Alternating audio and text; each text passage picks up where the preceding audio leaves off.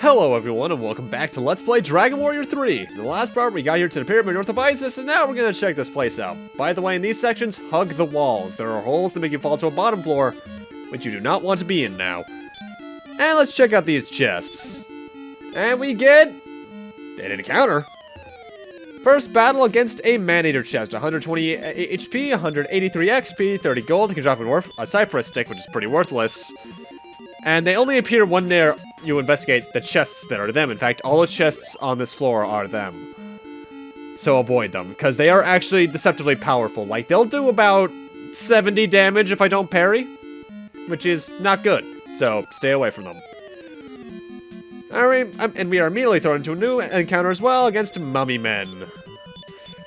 35 HP, 98 XP, 15 gold, can drop a medical herb, and that's about it.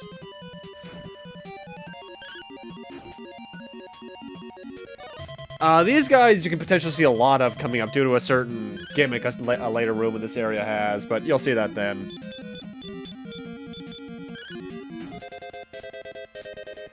Now, the thing about the pyramid is that there are traps all over the place. As I mentioned, there are pitfalls that can make you fall down to different floors, and then there's also booby traps that you'll be encountering throughout. Potentially, at least. I avoid them because I know where they are, but if you're not playing, you might get potentially screwed over. Though the pits, rather, are probably the most dangerous ones because of what the bottom floor entails. I'll go over to the bottom floor when we get to there, but it's pretty annoying. Either way, next new enemy is a King Frogor, 38 HP, 94 XP, 28 gold, and can drop a Thorn Whip, which is an 18 attack weapon that can be equipped by the hero, soldier, merchant, and goof off. Nothing too good, though. Also, mummies are vulnerable to Expel, so use that if you want to. As I mentioned before, Expel, instant death spell when you don't get their experience points. Generally, though, a lot of enemies... Well, no, Expel can be used on a lot of enemies, but it's particularly useful against characters that are relative to undead-type things, like the wolves, which are clearly zombified to some extent, and mummies, because, you know, light versus undead, it's holy versus undead. It's a very common thing, really. Alright, this one looks interesting. And our path is blocked. But I see two chests up there, damn it, and I want them. Now, you know, this is where something comes into play that we saw last part. You remember those kids? First to the east, there's a small button in the wall. Do you want to push it? Yes. Then to the west. That is the only hint you get to how to open that door. You have to go to the very east and the very western bottom hallways. After doing that, and pressing the second button, the sound of a boulder moving is heard from some corner, which means that door is now open. I forget how this area plays out in the Super Nintendo version. I think it's vastly the same. I haven't played the Super Nintendo version in about 3 years, actually. And a Vitality Seed, but my inventory's full. That's not good.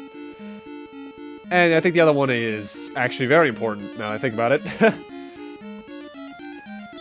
The other one, as I open up my inventory just slightly by using medical herb, which, by the way, if it wasn't always looking at my inventory just then, in between parts, I also stocked up on medical herbs for this place. We get the magic key, which, unlike Dragon Warrior 2, they added something. Keys now work in a hierarchical order. The magic key will open any thieves' key doors and its own doors as well, so the thieves' key is now essentially useless. Anyway, next enemy is a trick bag, which has 40 HP, 7 XP, 420 gold, and can drop a Vitality Seed. The dangerous thing about them is that they can cast Heal, Raw Magic, Stop Spell, and Surround, which means they are crowd control enemies, so take them out first if you see them. 40 HP, so likely your soldier or fighter, if you have them, can take them out pretty quickly. But otherwise, just get them away, quickly. I don't like the way they look at me.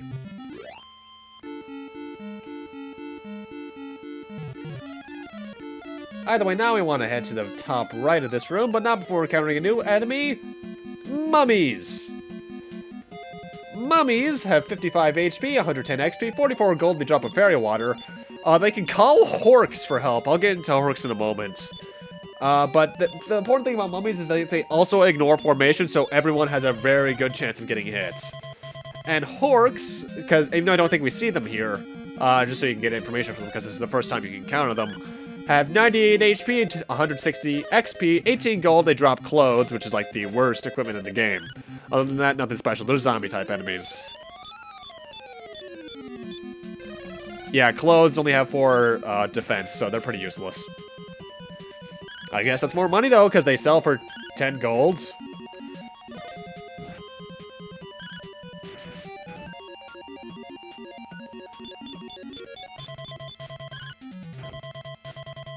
As with the mummy men, though, they can be used... Expel is very effective against them, but you want those experience points, so just murder them as best you can, really. Well, can you murder something that's technically undead? Or is that just returning it to its rightful form? Huh. Anyway, here's the first magic key door. As I mentioned before, the keys in this game are hierarchical. So since you have the magic key, you can now open magic key doors and thieves key doors. So just not sell the thieves key, store it back at Alley-I-Hand at your next opportunity. But it's good to have this now. I'm gonna move that to the top of my inventory later. And in here we get the fancy clothes, I believe. Flashy clothes. Flashy clothes have 24 HP defense points, but they can only be equipped by the goof-off, so it's pretty useless. And then there's this room. Out of nowhere, eerie voices are heard. Who dares raid the king's treasure? Who dares to disturb our slumber? Now, you're going to notice I'm going to open these all, but you're going to see cuts. That's because every chest you open contains 4 mummy men. Nothing too hard, though. Also, I should mention, if you open up a chest but you can't get the item and you don't get it, like your inventory's full and such, if you exit the floor and come back, the chest will be full again, so you can get the treasure then. As long as you have the space for it.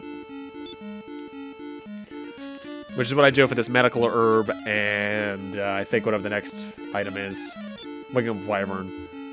Which is useful because, well, actually no, Wing of Wyverns aren't too useful at this point because the hero gets returned really early on. Either way, I just cut back to the entrance because now I actually want to fall down one of the pitfalls. Now, the thing is about this floor and the next one I'm going down to, which is very stealthily hidden right here. I think someone in the town hints towards this. Is that you can't use magic on these floors. Neither can the enemies, but any spells you use will just be broken. I think that's actually the exact text you get. The spell was broken. That's why I got so many medical herbs, because the enemies down here can be kind of dangerous, so I decided to do that. Ooh, a casket. We find the Golden Claw. The Golden Claw is interesting. I'll get into why after this random encounter against Shadows. Shadows are very interesting enemies. They mimic other monsters' stats, HP, MP, XP, gold, drops, and abilities, and therefore do not actually have their own, so every shadow you fight is technically a unique one. Well, at least in a certain group of them. Like one group of shadows can be an entirely different enemy than another group. As far as I'm aware, they're the only enemy like that, though. I don't remember the later versions of shadows having that ability, so yeah. Everyone's technically a unique fight. Anyway, the Golden Claw is a very interesting weapon. It can only be equipped by the fighter, and it's pretty powerful, 55 attack. But it dramatically increases your encounter rate as long as it is in your active party's inventory. Even if it's unequipped at that. I recommend using it for level grinding, but I'm gonna store it not in the vault back in Alley-I-Hand, but in a very special location. And in fact, you can hear just by the music the increased encounter rate. It's ridiculous. Either way, once you're down, if you want to get out of those bottom floors, just head over here and just head south, because now you're outside the pyramid, and therefore are back in Alley-I-Hand. Ah, that's an interesting cut. Anyway, let's talk about that certain thing. If you try to store the Golden Claw, it costs 1,500 gold to get back out. So that's not very worth it. What I'm instead going to do is leave behind a member at the Luisa's house, because when you store a party member here at Luisa's place, their inventory stays with them. So what I'm going to do is get one of the default characters the game has in Luisa's place to begin with, Aiden in particular, and store the Golden Claw and the Thieves' Key, actually, with him. Because then, should I ever need them, I can just come back, get him out of storage, and get the items from him, therefore avoiding the cost of the vault. this is very useful for the Golden Claw in particular due to its 1500 retrievable cost. And because I'm going to be using that for level grinding later on, I recommend doing this. Goodbye, Aiden. We'll probably never see you on screen again.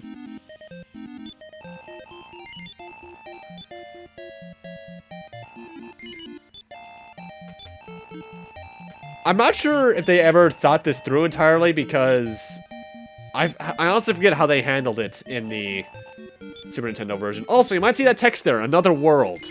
What that means is that you can essentially transfer party members from separate save files. I think there's a limit to how it works, but I never did it, so I'm not entirely sure, because I usually only have one save file on. Anyway, now that we have the magic key, we can open up some new areas that we weren't able to before, especially here and in Isis. So let's raid some treasure chests. Get out of my way, sir. Thank you. And we got gold. More gold. A Wing of a Wyvern, yet again, that's pretty much just a free spell at this point, so I guess it is technically useful. A Strength Seed being sold. Agility Seed sold. And a Fighting Suit, which I already have one of on Tifa. Sold! Get out of my way, sir. Come on. Get out of the way. That's one of the annoying things about Dragon Quest, the series in general, really, until I think 4, when they started adding a certain AI to them. They will stay in your way for a long time. I think Dragon Quest 4 was the first to add the AI that they will get out of your way if you're actively pressing into them. Think is a keyword. Anyway, now we're back at Isis Castle at night, because there's also some stuff we can get here now that we have the magic key.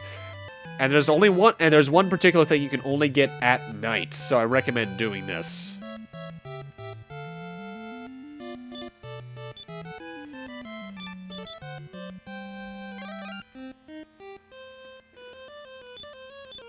And up here we get the Wayfarer's Clothes useless. The Acorns of Life, technically useful, but I'm selling them. Gold and something else.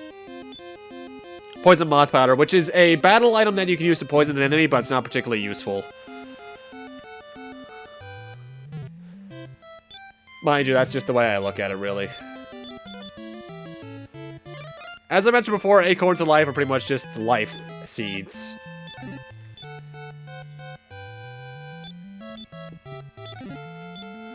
And up here we get some more gold. Another Wing of the Wyvern. An Intelligence Seed, useless. I forget if later versions made the seeds more useful, but in the NES version, which is the version I go back to the most, by the way, they're just not worth it due to the whole stat detrimental thing I mentioned earlier.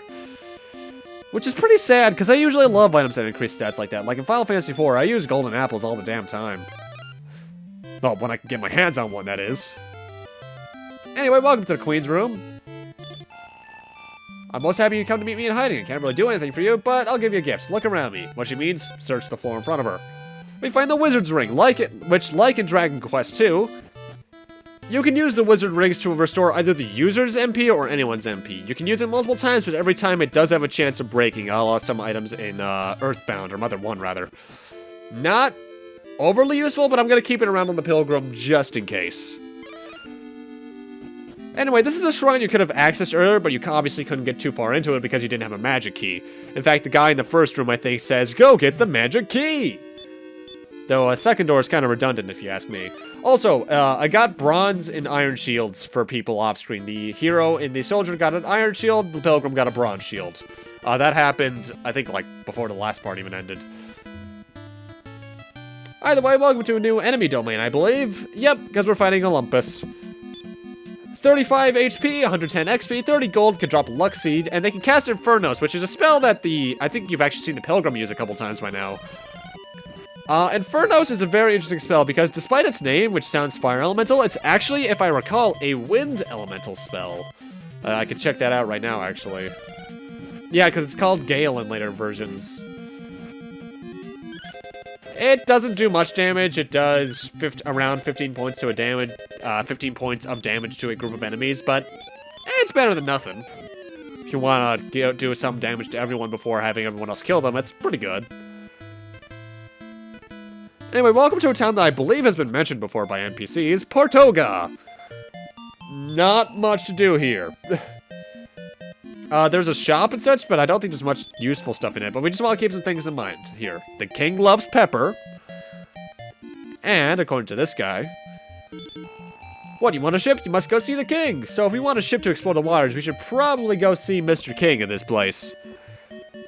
Also, that thieves' door is kind of redundant. Oh, wait, no, actually, I think that leads to a little side area that has nothing in it. I use the inn in every town because I think that's how you trigger being able to use return to get to the town, but I'm not entirely sure. Some games are really iffy about that. Some games you just have to go into the city. Some games you have to use their inn. Some games you just have to see it on the map. It depends, really. Either way, welcome to this area. Now, see those now, obviously, I'm going for those 3 chests there, but see the panels around it? Those are hazard tiles that have been in the series since I think the first game, actually. They are pretty dangerous because they hurt people just by touching on them, kind of like swamp tiles, but they do, I think, 15, 16 damage? Well, let's see, 131 HP on the soldier. And after stepping on it again... Yeah, 131, 116, yeah, so around 15 damage, so stepping on all of them in a row is a bad idea. If you have a wizard, the Step Guard spell, I believe, can save you from that, but it's only learned by the wizard, like level 19 or so. It is said that in a country to the far east, black pepper may be had in plenty. Therefore I say unto thee, go ye to the east and report back to me what thou dost find there. Whensoever you shalt return with black pepper, I will acknowledge thee as a hero and grant thee a ship. Now if thou wilt shalt know this, my scroll, he will serve you as thine guide. That was needlessly yieldy English, because actually thinking about it, I don't think many of the people in this game have talked yieldy English thus far. I think he's like the first guy. Huh.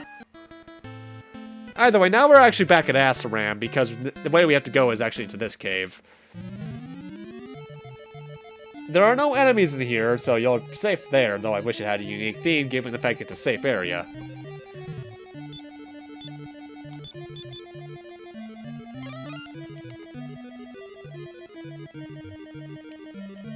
Now, the only thing in this cave is 2 chests and Norud himself. You could actually have come here as soon as you got the magic key.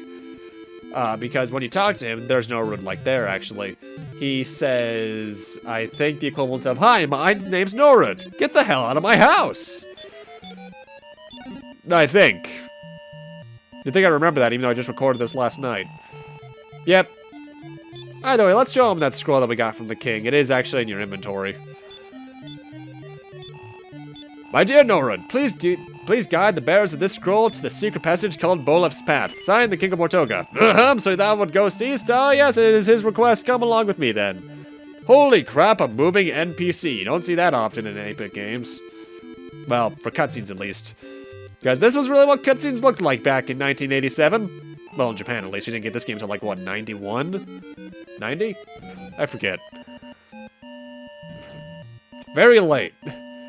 Crystallis even came out after this, so that was probably some of the pinnacle of cutscenes on the NES. I forget, was Willow an NES game, or was that a Super Nintendo game? Because that game looked pretty good. Either way, now we can progress into the right half of this place and actually access the cave beyond the mountains you may have seen when we were on the world map earlier. And here we are. And we immediately get thrown into a new encounter against 2 new enemies. Heat Cloud and Avenger Jackals. Heat Clouds have 37 HP, 140 XP, 34 gold, and can drop a Luck Seed. And Avenger Jackals have 42 HP, 127 XP, drop 18 gold, and can possibly drop Acorns of Life. They can cast around too, which sucks. Because, as I mentioned before, that lowers your hit percentages. They can also call for backup. I recall that. I should recall that, because in between parts, I actually do level grind everyone up to level 20. Yet again, as long as you're like level 18 at this point, you're pretty good. 20 is just me being safe. I know I say that a lot, but it bears repeating. Because some people like to look at me as being overleveled. I look at myself as trying to just be safe so I can tackle things fairly easily enough and not get killed on the way to a boss fight. Or I can encounter a random encounter right before the town. That's nice too. Hunter flies have 38 HP, 94 XP, 28 gold, can drop a cloak of evasion, and they can cast Fireball. First off, Fireball does around 20 points of damage in one group. Meanwhile, the Cloak of Evasion, I recall actually being very good. Yeah, it is, because the wearer have increased evasion, an additional 20% evade, actually. And anyone can equip it, so if you manage to get one of those from a killer fly, give it to, like, the Pilgrim or something. Either way, welcome to this town, which I actually forget the name of. Either way, let's talk to people. Black pepper at the shop just downstairs, sell it. And by downstairs, they mean slightly south. I came to buy pepper, but the seller's not doing business because his daughter was kidnapped. What am I to do? Maybe help the guy? Like I'm going to. How you doing, old man? Hear ye, wayfarers all, my dear granddaughter Tanya was kidnapped by vile folk. That youth there is Tanya's sweetheart, Galen. I thought the two of them would marry. You seem to be strong. Will you save Galen? I'll go. I couldn't ask him that of a complete stranger. Wait here, I'll go save Tanya. Galen! Well, that was a cutscene. Also, here's a weird thing. After that cutscene, your menu won't pop up until you move around a bit. I don't know why, at least in my experience. And for some reason, Galen too should be captured. Whoa-oh. So that's pretty much the mini-plot of this town. We have to save that guy's daughter if we want to buy pepper for the king back in Portoga. Let's talk to this person. The Archfiend is the destroyer of all things. He reigns over the realms of darkness and death. Well, you, sir, or madam, I can't tell which, are overly depressing. Now, there's always one other person I want to talk to here, but I can never remember who it is. It's either the purple soldier on the top right or the bottom right. It might even be that girl there for all I know. I remember it being a purple NPC. That's all I remember. Also, I should really sell that club and training suit, because I forgot to do that. Deep in the northern mountains is the Shrine of Dama, where you can change your class. That is very important. Keep that in mind. We'll be doing that eventually. I'm not exactly sure when, actually. I hear the kidnappers live in a nearby cave. Well, that's helpful. But with that, I'm going to need to end this off here. As I mentioned in between parts, I'll be grinding everyone up to level 20. And in part 5, we'll see if we can do anything about Tanya and Galen to help that old man out. See you guys then.